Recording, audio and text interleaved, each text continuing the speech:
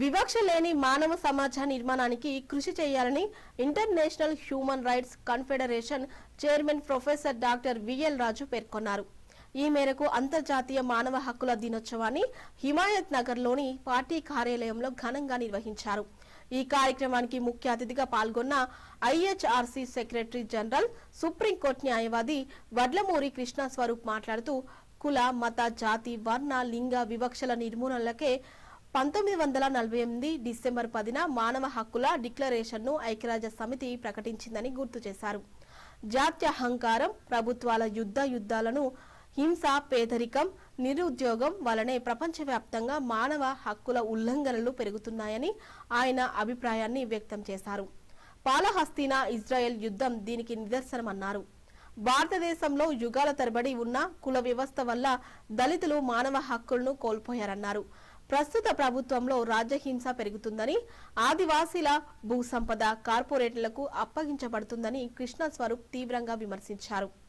Schedule 5, 6 చట్టాలు అమలు కాకపోవడం వల్ల ఆందోళన వ్యక్తం చేశారు.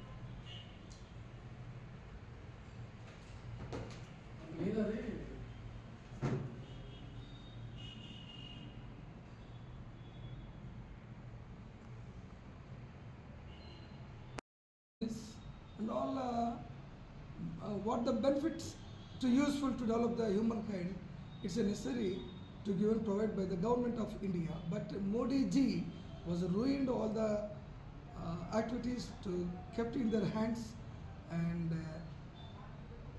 all the Indian assets has to given Adani and Ambani, especially for Gujarat people, not for Indian people.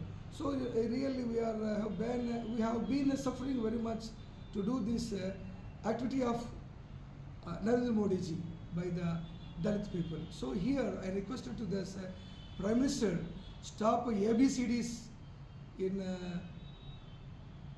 only states of Karnataka, Andhra Pradesh and Telangana. Stop it nonsense of ABCDs to disturb to this people of scheduled caste.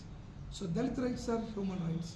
So what we appeal to the government to provide equality and liberty and employment opportunities to all the citizens of India. That is very most important done by this IHRC. So Jai Bhim, Jai IHRC. కనీస మానవ హక్కులు కోల్పోతున్నారు. తద్వారా అశాంతి, పేదరికం, దరిద్రము, నిరుద్యోగం, మరి శరణార్థము జరుగుతున్నాయి.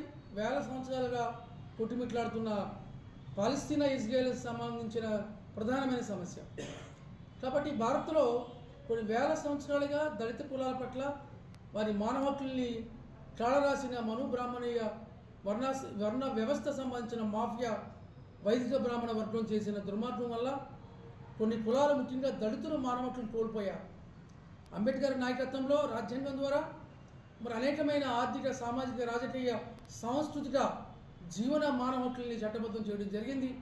అట్లాంటి రాజ్యాంగాన్ని భారత ప్రభుత్వం, మరి నరేంద్ర మోడీ ప్రభుత్వం కానీ, రేవంత్ రెడ్డి ప్రభుత్వం కానీ, ఆంధ్రప్రదేశ్లో చంద్రబాబు నాయుడు ప్రభుత్వం కానీ, ఎన్డీఏ ప్రభుత్వం కానీ మొత్తం రాజ్యాంగాన్ని ధ్వంసం చేసి రాజ్యాంగ హక్కుల్ని కాలరాయడానికి, తద్వారా దళిత బహుజన ప్రజల యొక్క జీవన మానవ హక్కుల్ని రద్దు చేయడానికి చేస్తున్న కుట్రల్ని ప్రతిఘటించాల్సిన సమయం ఆసన్నమైంది. కాబట్టి సంపూర్ణమైన మానవ హక్కుల గురించి, హక్కుల రక్షణ కోసం, రాజ్యాంగపరమైన మానవ హక్కులను కాపాడుకోవడం కోసం ఈ దోపిడీ పాలక వర్గాల మీద తిరుగుబాటు చేయకపోతే మరి మనం పూర్తి స్థాయిలో మన హక్కుల్ని